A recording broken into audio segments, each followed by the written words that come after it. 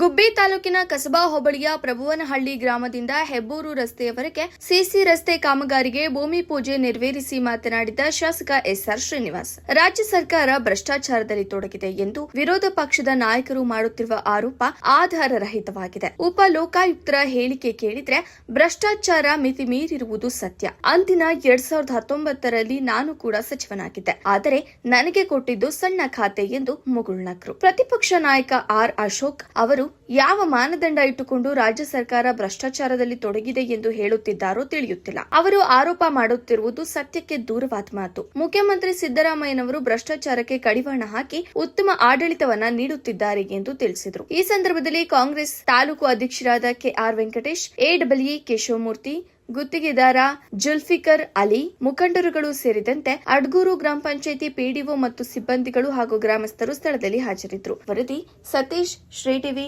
ಗುಬ್ಬಿ. ಒಂದು ಹೇಳಿಕೆನ ನೀಡ್ತಾರೆ.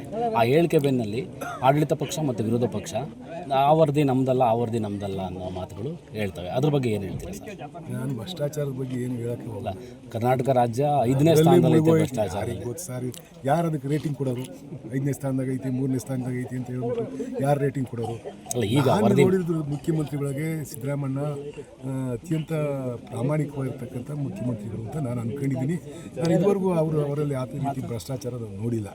ಇರೋದ್ರಾಗೆ ಪ್ರಾಮಾಣಿಕ ವ್ಯಕ್ತಿ, ಫೈನಾನ್ಸ್ ಸಿಸ್ಟಮನ್ನು ಸ್ಟ್ರೀಮ್ ಲೈನಿಗೆ ತಂದು ಒಳ್ಳೆ ರೀತಿ ಆಡಳಿತ ನೀಡ್ತಾವ್ರೆ ಅಂತ ಅಂದ್ಕೊಂಡಿದ್ದೀನಿ. ಅದನ್ನೇ ಹೋಗ್ತಾವ್ರೆ ಅಂತ ನಾನು ಕೂಡ ಭಾವಿಸಿದ್ದೀನಿ. ಆದರೆ ನಮ್ಮ ಸರ್ಕಾರದಲ್ಲಿ ವಿಶೇಷವಾಗಿ ಸಿದ್ದರಾಮಣ್ಣವರು ಭ್ರಷ್ಟಾಚಾರದಲ್ಲಿ ತೊಡಗಿದ್ದಾರೆ ಅನ್ನೋದು ತಪ್ಪು, ಸುಳ್ಳು. ಗೊತ್ತಿಲ್ಲ ಸರ್, ನಾನು ಕೊಟ್ಟಿದ್ದ ಖಾತೆ ಯಾವ sir? Small scale industry sir.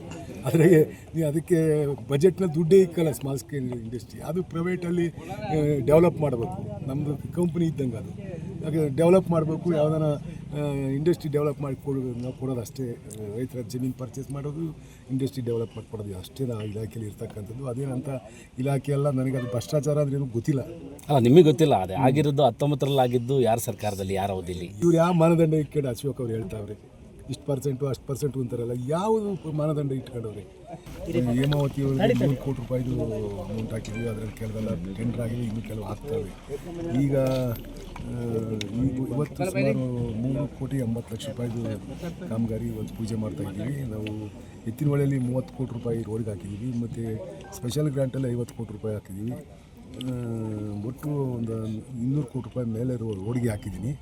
ಎಲ್ಲ ಅಪ್ರೂವಲ್ ಆಗಿ ಟೆಂಡ್ರ್ ಹಂತದಲ್ಲವೆ. ಟೆಂಡ್ರು ಕೆಲವೆಲ್ಲ ಟೆಂಡರ್ ಆಗಿದ್ದಾವೆ, ಕೆಲವೆಲ್ಲ ಅಗ್ರಿಮೆಂಟ್ ಆಗಬೇಕಾಗಿತ್ತು. ಆದರೆ ಎಲ್ಲ ಕಡೆಗೂ ಕೂಡ ಮಾಡ್ತಕ್ಕಂಥದ್ದು ಮಾಡ್ತೀವಿ. ಅದು ರಸ್ತೆ ಬದಲು ಮಾಡ್ಯಾರೆ.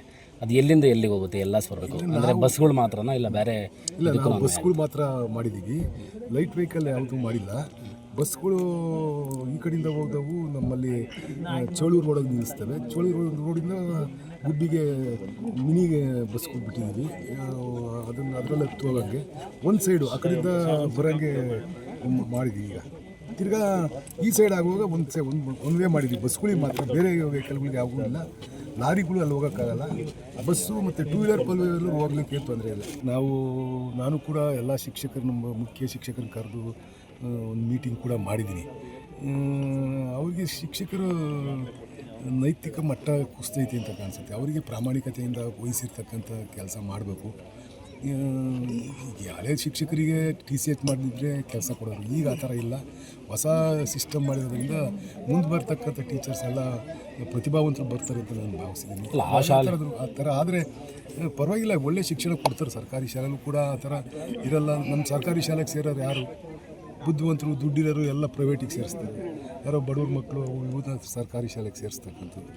ಅಲ್ಲಿ ಕಲಿಕಾ ಮಟ್ಟ ಸುಧಾರಣೆ ಮಾಡೋಕ್ಕೆ ಸರ್ಕಾರ ಅನೇಕ ಕ್ರಮಗಳನ್ನ ಕೈಗೊಳ್ತಾ ಇದೆ. ಆದರೂ ಕೂಡ ಎಷ್ಟೇ ಪ್ರಯತ್ನ ಪಟ್ಟರೂ ಕೂಡ ಮನೆಯಲ್ಲಿ ಮಕ್ಕಳಿಗೆ ತಂದೆ ತಾಯಿಗಳು ಹೇಳ್ಕೊಡ್ಬೇಕು, ಇವ್ರಿಗೂ ಮಕ್ಕಳು ಶಿಕ್ಷಕರು ಕೂಡ ಹೇಳ್ಕೊಡ್ಬೇಕಾಗುತ್ತೆ. ಆ ಥರ ಆದಾಗ ಒಂದು ಸ್ವಲ್ಪ ಡೆವಲಪ್ ಆಗುತ್ತೆ.